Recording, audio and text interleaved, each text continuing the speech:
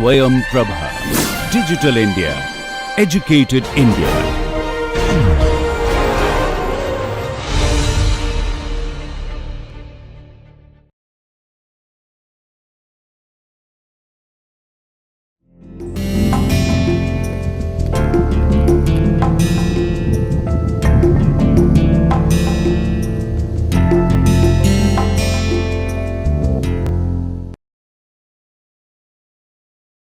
Hello friends, this is the last session of the course, The Law Relating to Women and Children.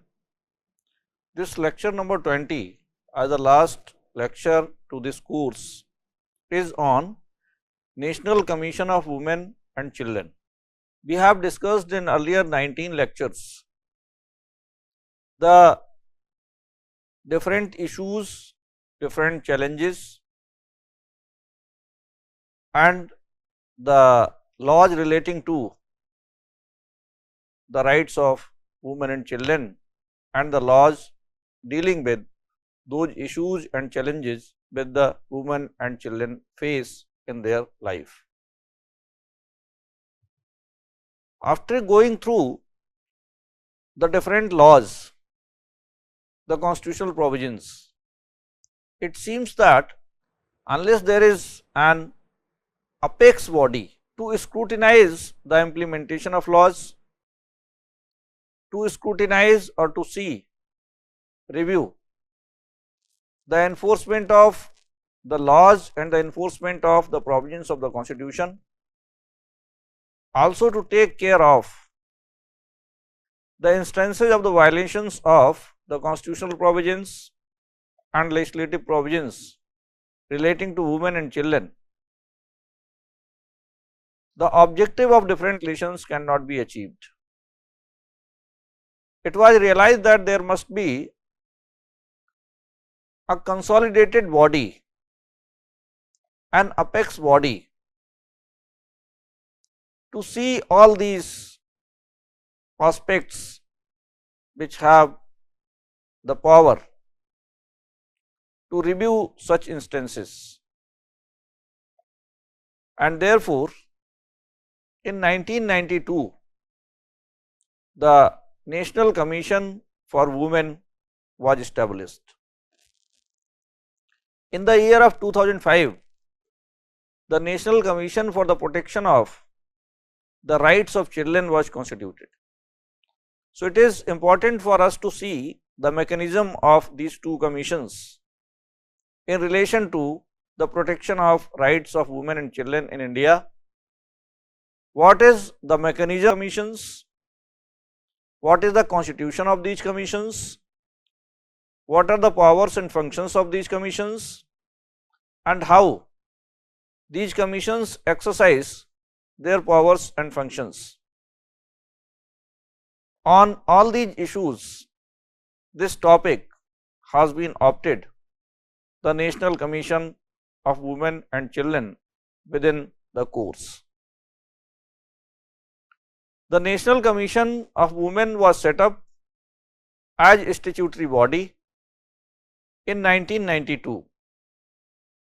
If we see that with what an objective this commission was established, then it seems that the commission was set up to review the constitutional and legal safeguards for women, to recommend remedial legislative measures, to facilitate redressal of grievances, to advise the government on all policy matters affecting women. These are the objectives with which National Commission for Women was set up. The commission is to review the constitutional and legal safeguards to women. It is also to recommend remedial legislative measures. It is to facilitate redressal of grievances of women. Though we have the law, we have the legislative provisions, we have the constitutional provisions, as we have understood in earlier lectures that there are different legislations, there are different constitutional provisions for the protection of women and children. But if these provisions are not being enforced properly, or there are some grievances of the women regarding the enforcement and implementation of these provisions, or there are the grievances against the administrative or executive setup responsible for enforcing these legal and constitutional provisions, then there must be some mechanism or there must be an apex body to take care of or to redress these grievances of the women. With this objective also, the National Commission for Women was set up, and therefore this is also the objective of the commission to redress the grievances and facilities to the women. It is also the objective of the National Commission for Women to advise the government on all policy matters affecting women. When there is a certain body responsible for the protection of the rights of the women, then certainly if any legislative or administrative policy is developed by the government, then the consultation of such a body, the consultation of such a commission may be significant, may be important with respect to the development of any new policy or any new law or any new administrative measure, because the commission may know more effectively that what kind of the problems the women are facing and what kind of new policy should be evolved. The commission has initiated various steps to improve the status of women and worked for their economic empowerment. The commission has visited almost all the states and union territories and has prepared gender profiles to assess the status of women and their empowerment. What has been the focus of the National Commission for Women? The commission has acted suo motu in several cases to provide speedy justice to women. It took up the issues of child marriage, sponsored legal awareness programs, Parivarik Mahila Lok Adalats. These different initiatives were taken up by the National Commission for Women to provide for the speedy justice to the women. The commission has reviewed laws such as Dowry Prohibition Act 1961, the PNDT Act 1994, the Indian Penal Code 1860 and the National Commission for Women Act 1990 to make them more stringent and more effective. And we can understand by observing the focus area of the National Commission for Women and by observing the initiatives taken by the National Commission for Women focusing at these different issues, that what role the National Commission for Women played in this regard. It has organized workshops, consultations, constituted expert committees on economic empowerment of women, conducted workshops, seminars for gender awareness and took up publicity campaign against female feticide, violence against women, etc. in order to generate awareness in the society against these social evils.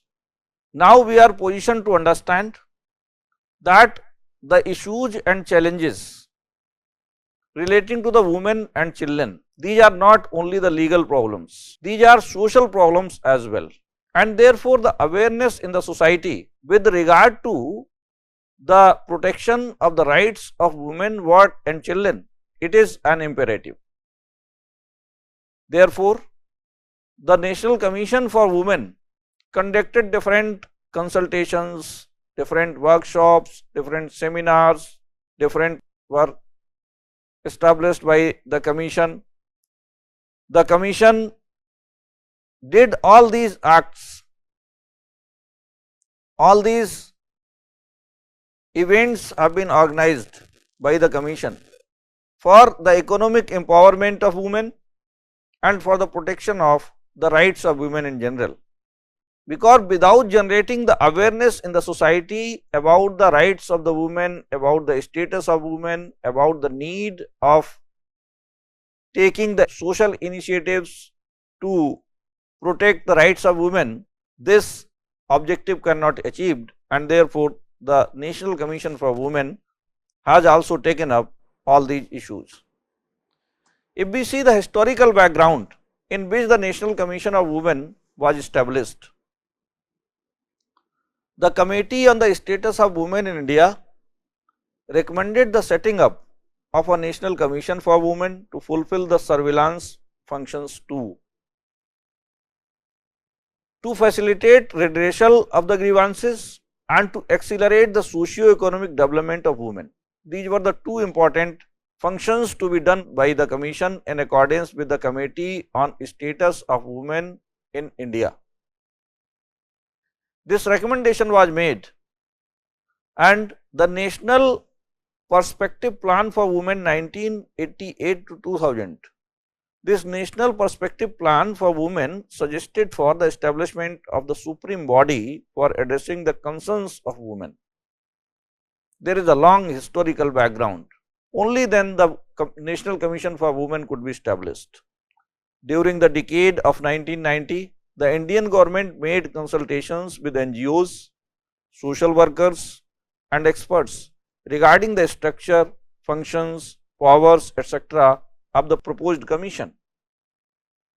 In the month of May during 1990, the bill proposing the establishment of the commission was introduced in the Lok Sabha, and in July 1990, the HRD Ministry, the Human Resource Development Ministry, now it is the Ministry of Education, Union of India.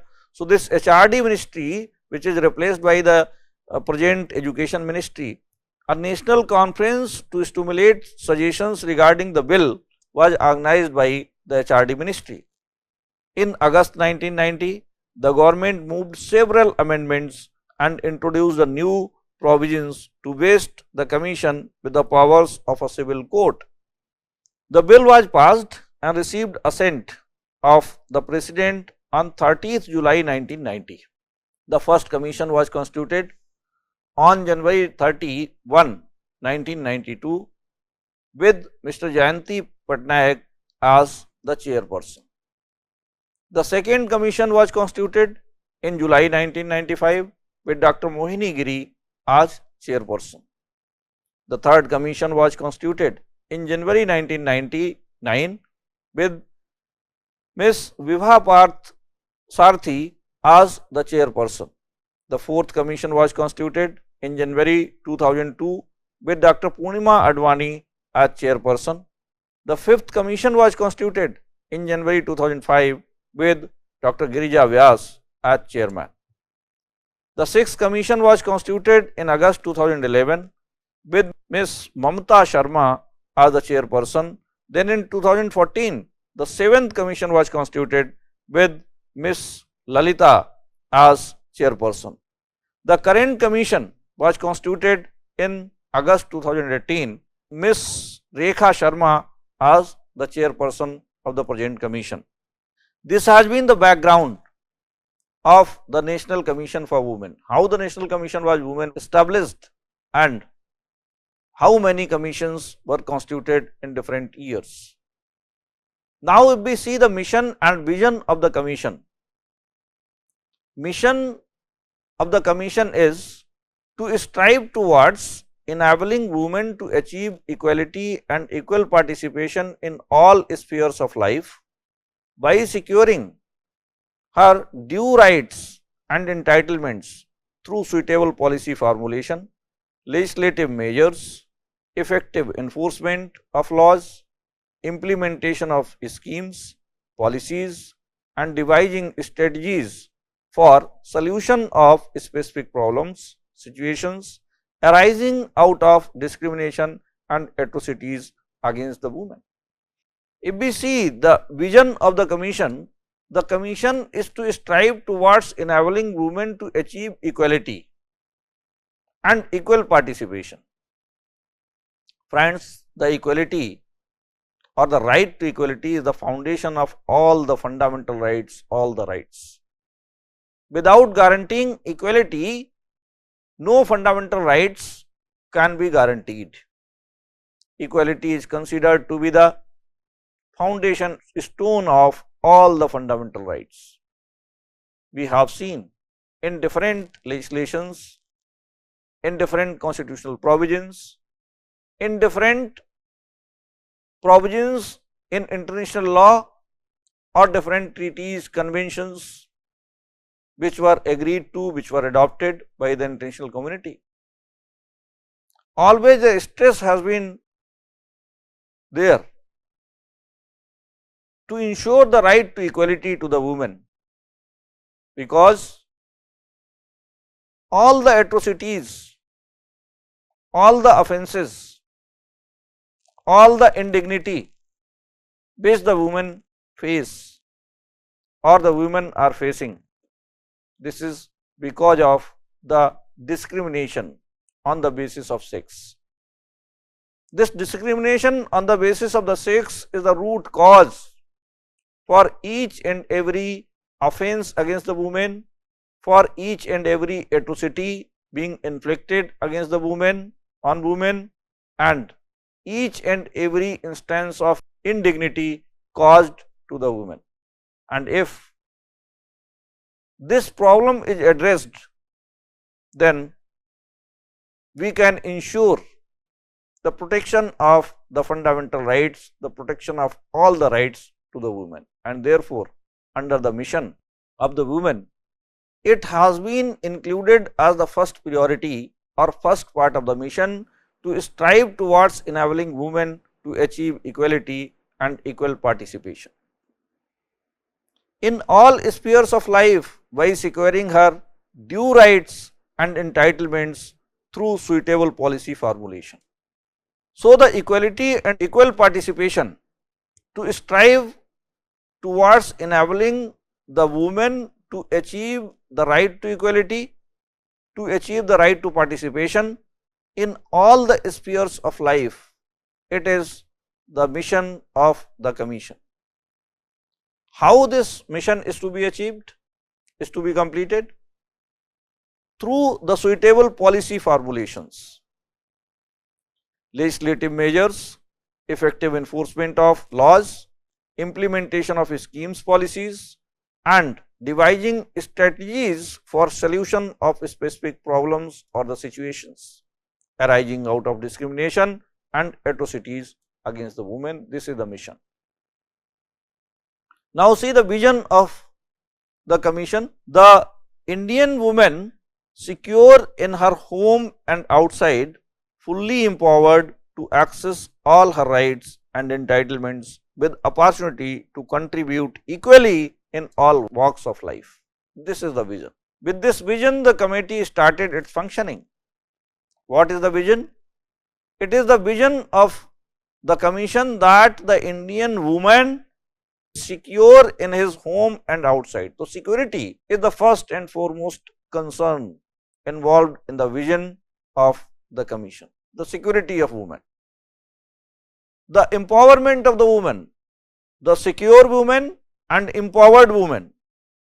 If the woman is secured and empowered, only then she can access all her rights and entitlements. Without the security, without the empowerment of the woman, she cannot access all her rights, all her entitlements.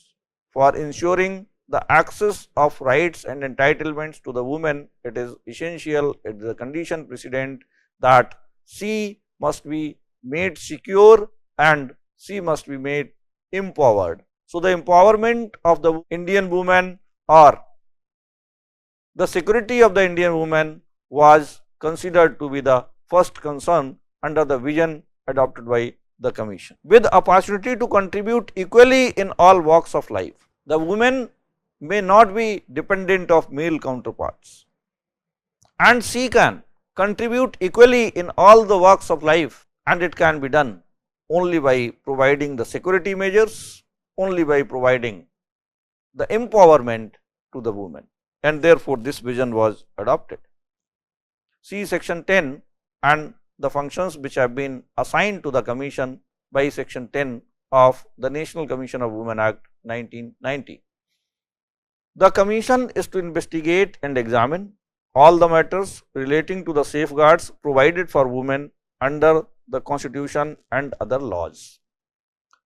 This is the function of the Commission, to investigate and examine all matters relating to the safeguards provided for women under the constitution and other laws, in the legislations and in the constitution of the country, what safeguards are provided to the women, it is to be examined and investigated by the commission, so that the commission may suggest if there is any neglected area which could not be addressed by the legislative initiatives or by the constitutional mandate.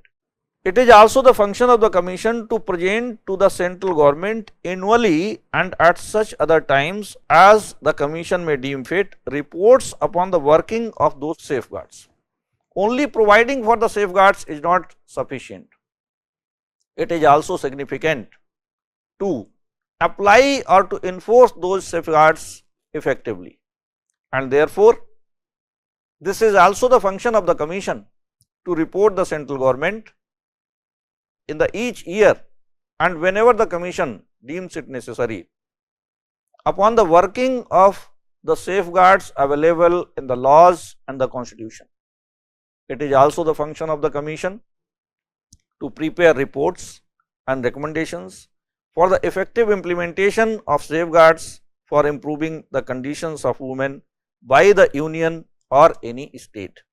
This is also the function of the commission to review from time to time, periodical review of the existing provisions of the constitution and other laws affecting women and recommend amendments thereto, so as to suggest remedial legislative measures to meet any lacuna, inadequacies or shortcomings in such legislations. See the functions which are assigned to the commission under section 10. Very strategically these functions have been assigned. First, the commission is to see that what are the safeguards under the constitution, to examine, to investigate what are the safeguards under the constitution and the laws, and then to report the government on the working of those safeguards, then to prepare the reports and recommendations for the effective implementation of the safeguards, so that the conditions of the women may be improved, and then it is also the function of the commission to make the periodical review of existing provisions of the constitution and different laws affecting the women, and to make the recommendations if any amendments are required in these laws and the constitution itself, for the purpose to suggest remedial measures to meet any lacunae, inadequacies, shortcomings in such legislations. We know that no constitution and no legislation can be static.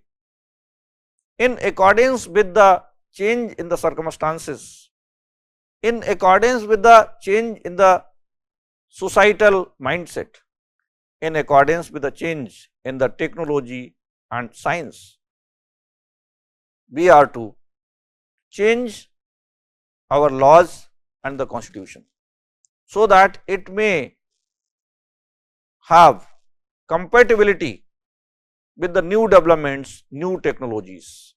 Otherwise, the constitution or the laws would become redundant, and therefore, this is very significant function which has been assigned to the National Commission for Women to review the existing provisions of the constitution, to review the existing provisions of the legislations, and to make the recommendations for the amendments, so that if there is any lacunae, if there is any adequacy, if there is any shortcomings, then these may be addressed.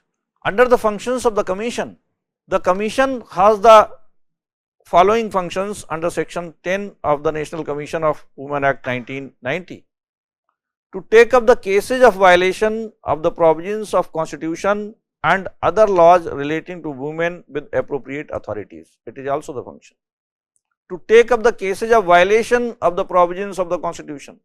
Certainly, we have the provisions in the constitution, we have the provisions and entitlements in different laws, but the administrative machinery or the individuals on their part also may violate these provisions, and the women may be affected, and therefore, it is also the function of the commission to take up the cases of violation of the provisions of the Constitution and other laws relating to women with appropriate authorities. To look into complaints and take suo motu notice of matters relating to deprivation of women's rights, non-implementation of laws enacted to provide protection to women and also to achieve the objective of equality and development. To look into the complaints and to take suo motu notice for in matters of non-compliance of policy decisions, guidelines or instructions aimed at mitigating hardships and ensuring welfare and providing relief to women, and take up the issues arising out of such matters with appropriate authorities. So, these are also the important functions of the National Commission for Women. It is also the function to call for special studies or investigation into specific problems or situations arising out of discrimination and atrocities against women and identify the constants so as to recommend strategies for their removal.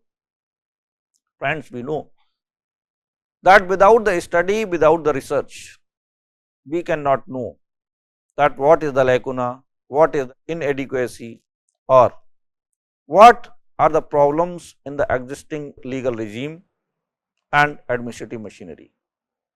And therefore, conducting the research and study is the best option.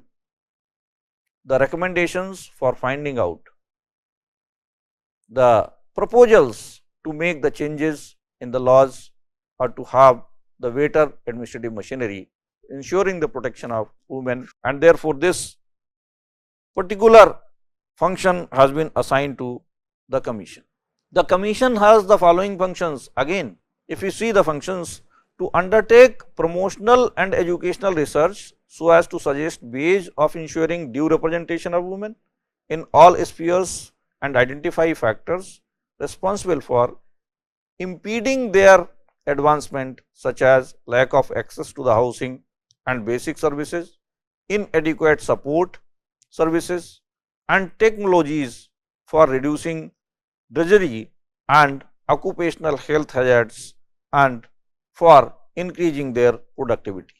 It is also the function of the Commission to participate and advise on the planning process of socio-economic development of women, to evaluate the progress of development of women under the Union and any state, to inspect or to cause to be inspected a jail, remand home, women's institution or other places of custody where women are kept as prisoners or otherwise, and to take up with the concerned authorities for remedial action it found necessary.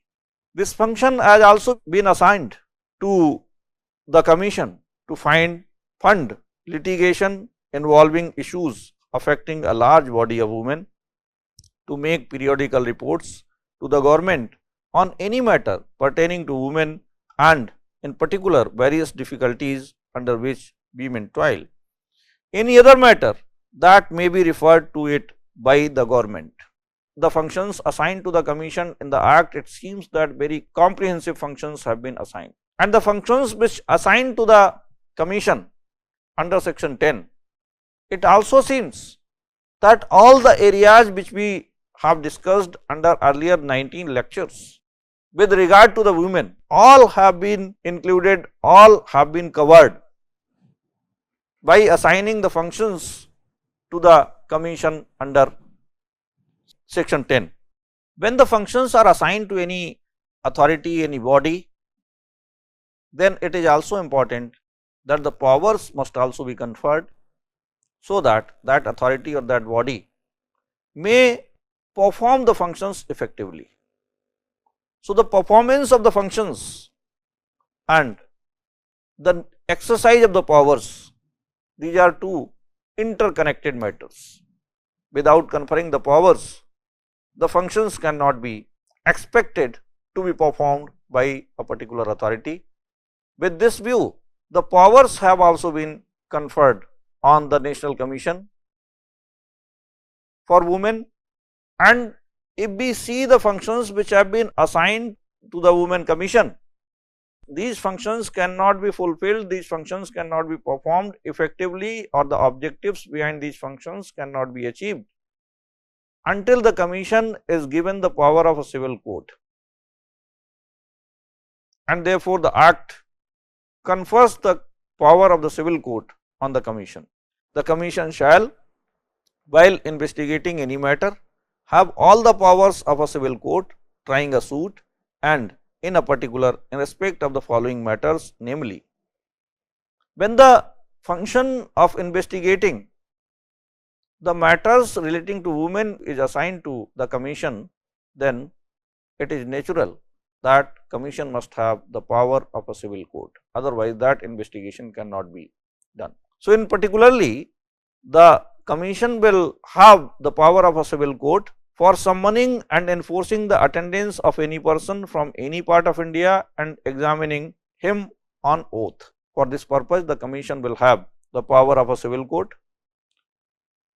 For requiring the discovery and production of any document, again the Commission will enjoy the power of a civil court. The Commission will enjoy the power of the civil court for the purpose of receiving evidence on affidavits. The Commission shall have the power of the civil court for requisitioning any public record or copy thereof from any court or office. It will have the power of the civil court for issuing commissions for the examination of witnesses and documents, and it shall have the power of the civil court for any other matter which may be prescribed.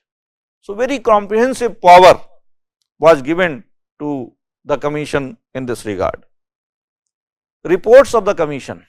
Section 13 provides that the Commission shall prepare for each financial year its annual report, giving a full account of its activities during the previous financial year, and forward a copy thereof. Self-assessment, self-evaluation is also required to be done by the Commission, and the Commission is to prepare the annual report and to send it to the government. The central government shall cause the annual report together with the memorandum of action taken on the recommendations contained therein, insofar as they relate to the central government, and the reasons for the non-acceptance any of such recommendations to be laid as soon as may be after the reports are received before each House of Parliament. This is section 14. In each financial year, the Commission is to produce the annual report, giving full account of its activities during the previous financial year, and forward a copy thereof to the central government. We know, we have seen in earlier part of this lecture, these activities which have been done by the Commission during the year, there may be certain reports making the recommendations on different issues. Section 14 relates to such reports. The National Commission for Women has formulated the National Commission for Women Procedure Regulation 2016. When the Commission has been established and such comprehensive functions have been assigned to the Commission, then the Commission formulated the rules, regulations, the National Commission for Women Procedure Regulations 2016, and all the activities of the Women Commission are to be done in accordance with these regulations as to the procedure for appropriate and effective handling of complaints registered in the NRI cell of the Commission. Services of the Commission. The Commission renders different services also. What are these services which are rendered by the Commission? To provide a legal framework which adequately addresses the problems of women through studying and monitoring all matters relating to the constitutional and legal safeguards provided for women. To address the problem of unequal status of women obtaining in every sphere of life and make policy recommendations for the same. To fulfill the surveillance functions as well as facilitate redressal or grievances of the women, and to look into complaints and take suo motu notices of the cases relating to deprivation of the rights of women in order to provide support, legal or otherwise, non-compliance of policy, decisions or instructions aimed at mitigating hardships and ensuring welfare and providing relief to women. The Women Commission is also to render the service for enabling women to equally benefit from the process of development by participating and advising on planning process of socio-economic development of women and evaluating the progress of the same. The standard services of the Commission. The Commission strive for protection of women's rights by investigation and examination of the legal safeguards provided for women under the Constitution and other laws, and recommend to government measures for their effective implementation. The Commission renders the service in the form of the review of the existing provisions of the Constitution and the laws, and by recommending the amendments to meet any inadequacies or any shortcomings of those laws or the Constitution.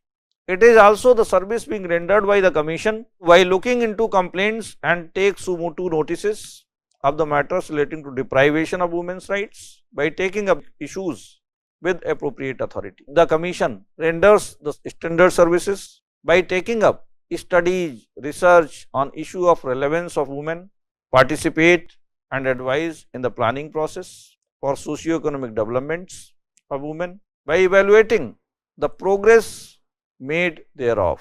It is also one standard service being rendered by the Commission. The inspection of jails, remand homes where women are kept under custody, and to seek remedial action whenever and wherever necessary.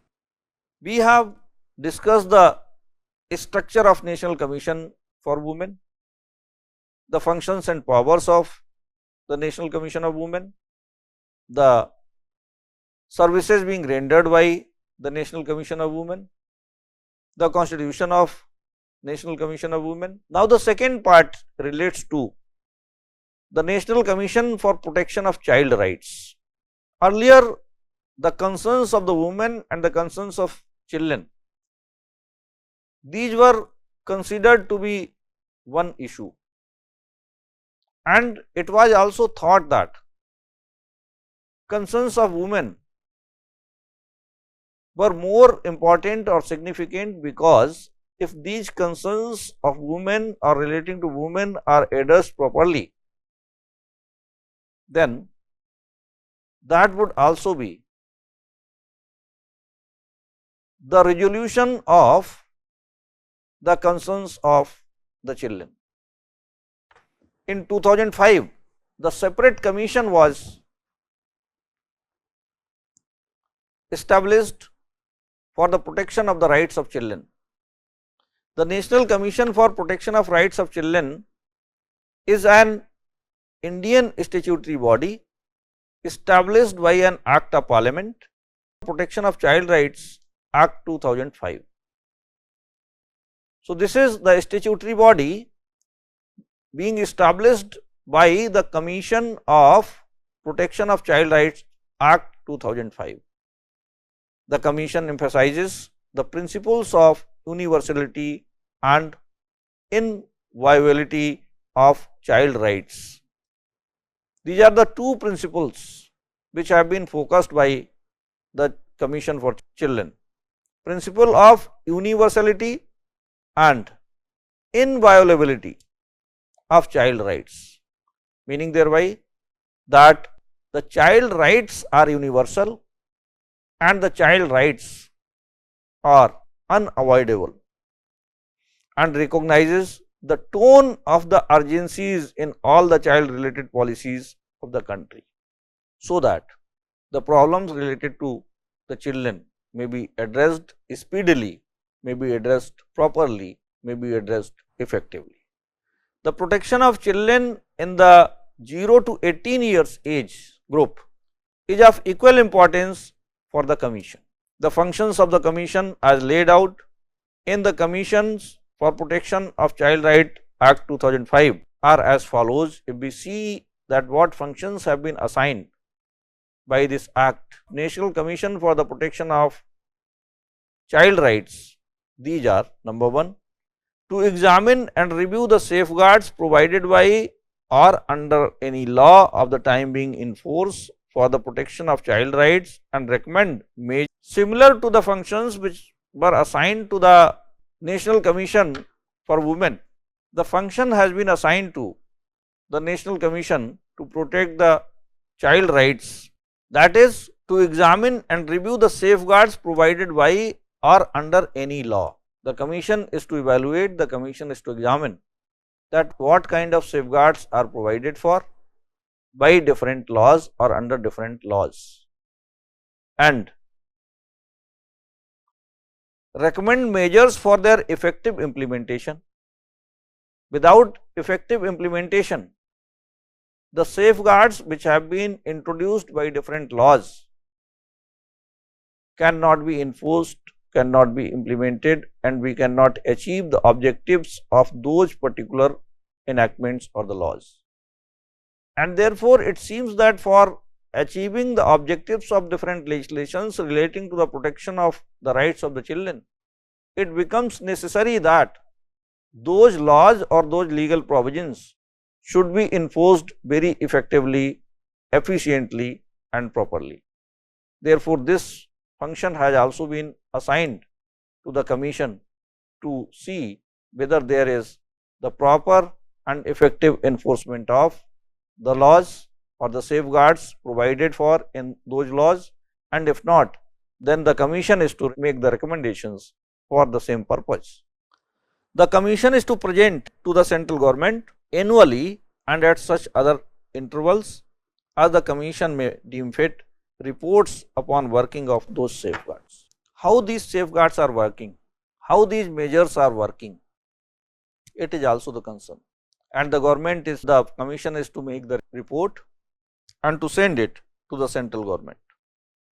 It is also the function of the commission to examine all factors that inhibit the enjoyment of rights of children affected by terrorism, communal violence, riots, natural disaster, domestic violence, HIV/AIDS, trafficking, maltreatment, torture and exploitation, pornography and prostitution, and recommend appropriate remedial measures. So, the commission is to examine all those factors which inhibit the enjoyment of rights of the children.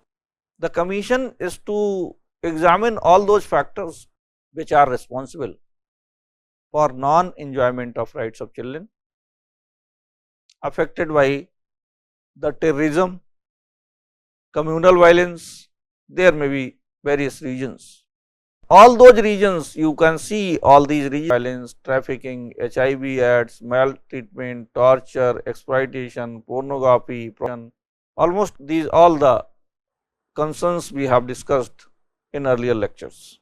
So, the commission is to examine all those factors which are responsible, which are the various impediments in the enjoyment of the rights of children. The commission is to look into the matters relating to the children in need of special care and protection, including the children in distress.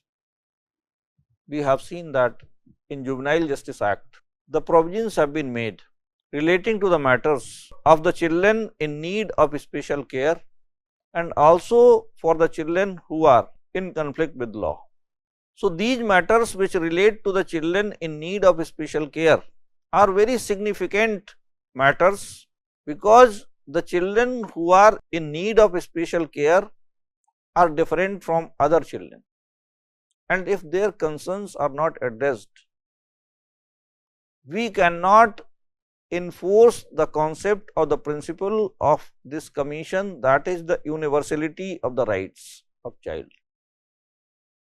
Universality of the rights of the child can be ensured only when these rights are equally available to all the children, and therefore, the commission is to look at the matters relating to the children in need of special care and protection, including children in distress, marginalized and disadvantaged children, children in conflict with law, juvenile children without family, and children of prisoners, and recommend appropriate remedial measures. So, what are the matters which relate to the children in special need or special care, and how these matters can be dealt with.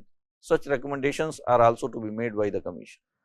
Studying treaties and other international instruments and undertake periodical review of existing policies by making the research and study. This is also the function. The Commission is also to undertake and promote research in the field of child rights. The Commission is also assigned the function for spreading child rights literacy among various sections of society and promote awareness of the safeguards available for protection of these rights through publications, the media, seminar and other available means. There are many functions which have been assigned in the same line on which these functions were assigned to the National Commission for Women. In inquiring into the complaints, this is the most significant function which has been assigned to the Commission. In inquiring into complaints and take sumo to notice of the matter relating to deprivation of the violation of child rights, non-implementation of laws providing for protection and development of children, non-compliance of policy decisions, guidelines or instructions aimed at mitigating hardships to and ensuring welfare of the children and provide relief to such children, or take up the issues arising out of such matters with appropriate authorities. The Commission is to analyze existing laws, policies and practices to assess the compliance with Convention on the Rights of Child. The Commission is to undertake and produce reports, undertake inquiries and to produce reports on any aspects of policy or practice affecting children and comment on proposed new legislations related to the child rights. The Commission is to present to the central government annual report at such intervals as the Commission may deem necessary, deem fit. The Commission is to undertake the formal investigation where concerns have been expressed either by the children themselves or by concerned person or on their behalf. The Commission is to promote respecting and seriously considering the views of children in its own work and in that of all the government departments and organizations dealing with the child. The Commission is to produce and disseminate information about the child rights, to compile and analyze the data on children, to promote the incorporation of the child rights into the school curriculum, training of the teachers or preschool dealing with children. What are the responsibilities of the Commission? The responsibilities of the Commission under the POCSO Act 2012 are as: to monitor the designation of special courts by state government, to monitor the appointment of public prosecutors by the state governments, to monitor the formulation of the guidelines described in section 39 of the Act by state governments for the use of non-governmental organizations, professionals and experts or persons having knowledge of psychology, social work, physical health, mental health and child development to be associated with the pre-trial and trial stage to assist the child and to monitor the application of these guidelines. It is also the responsibility of the Commission to monitor the designing and implementation of modules for training police personnel and other concerned persons. The Commission has also been given the responsibility to monitor and support the central government and state governments for the dissemination of information relating to the provisions of the Act through media, including the television, radio, etc. The responsibilities of the Commission under the POCSO Act 2012 we are discussing: to call for a report on any specific case of child sexual abuse falling within the jurisdiction of the CWC. It is the responsibility of the Commission to collect the information and data on its own or from the relevant agencies regarding the reported cases of sexual abuse and their disposal under the process established under the Act, under which the number and details of offences reported under the Act, whether the procedure prescribed under the Act and rules were followed, details of arrangements for the care and protection of victims, details regarding assessment of the need for care and protection, It is the responsibility of the Commission to assess the implementation of the provisions of the Act and to include a report in the separate chapter in its annual report to the Parliament.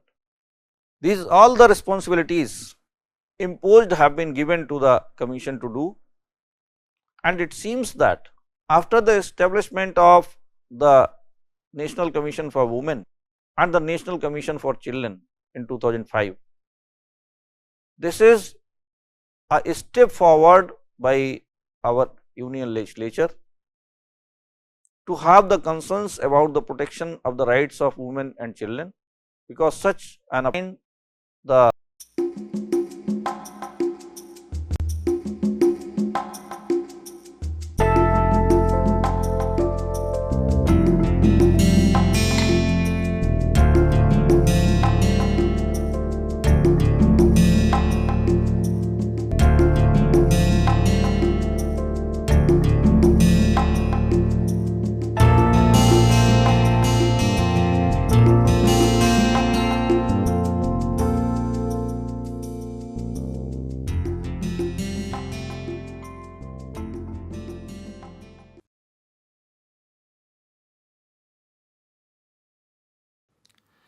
Hello and welcome to this piece of literary snippet.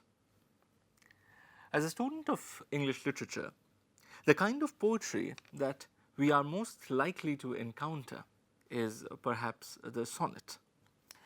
Now, a sonnet, as some of us might already know, is a poem which is composed by putting together 14 lines of verse, and this style of poetry was first popularized by a poet named Petrarch, who lived in Italy during the 14th century. Now, legend has it that Petrarch once saw a very beautiful lady by the name of Laura, and Petrarch was so enamored by the lady that he wanted to compose poems to celebrate his love for her. But there was a problem because marriage was impossible. Petrarch himself was an ordained priest, and that prohibited him from marrying. And the lady herself was a married woman. But nevertheless, Petrarch went ahead to immortalize the beloved and his love for that lady in poetry, and the form that he chose was the sonnet. Since then, sonnets have traditionally been written about ladies who are of unparalleled beauty and about poets who are hapless lovers and who know that their love for their beloved would have to remain unrequited forever. Now, in England, the sonnet form came around 16th century, and its first practitioners were people like Sir Henry Howard, the Earl of Surrey, and Sir Thomas Wyatt. However, it was William Shakespeare who was to prove the greatest of English sonneteers. And in fact, the charm of those sonnets that Shakespeare wrote 400 years from now still can be felt. And if I read out to you one of Shakespeare's sonnets, you'll appreciate this better. This sonnet is usually known by the title, "Shall I Compare Thee to a Summer's Day?", which is also the first line with which the poem begins.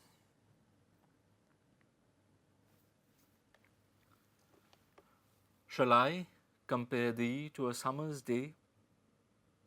Thou art more lovely and more temperate.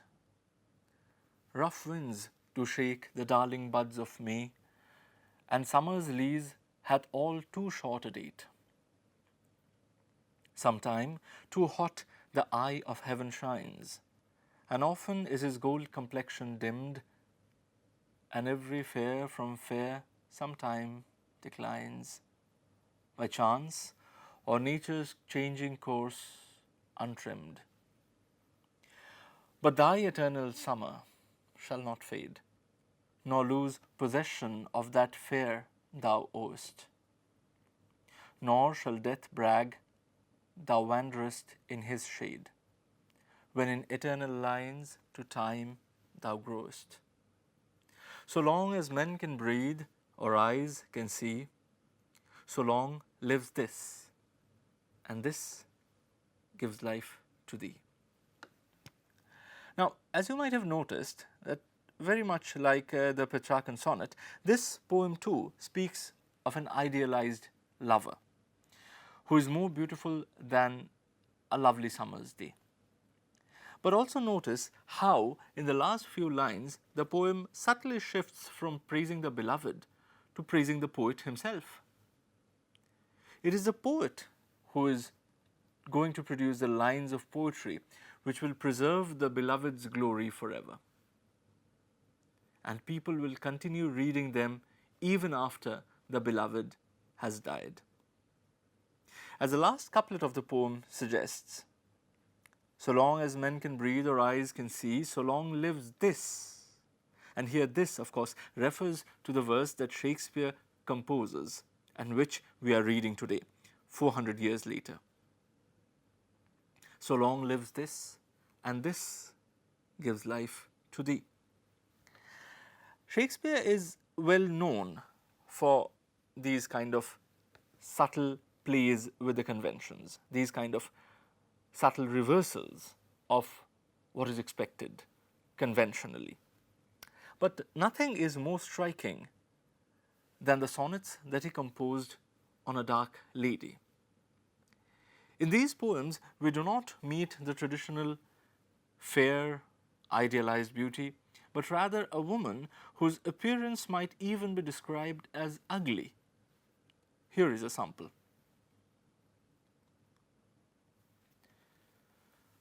My mistress's eyes are nothing like the sun. Coral is far more red than her lips is red. If snow be white, why then her breasts are dun.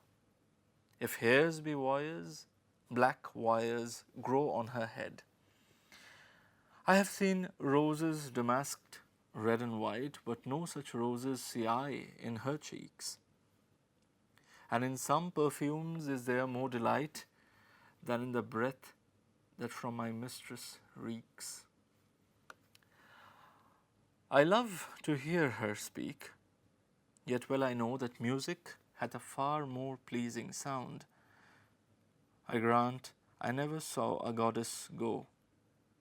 My mistress, when she walks, treads on the ground. And yet, by heaven, I think my love as rare as any she belied with false compare. As you can see, the beloved described in this poem is nowhere as beautiful as a beloved of the first poem. Yet, the point that Shakespeare is making here is that though the image of the beloved is not as beautiful as it was in the previous poem, it doesn't stop her from being an object of love. Love, Shakespeare insists, has very little to do with the outward appearance of a person. And in many ways, this de-idealized beloved is perhaps a person with whom a more intimate engagement is possible. She's definitely a more human person, a person who treads on the ground, just like all of us do. See you in the next episode of Literary Snippet.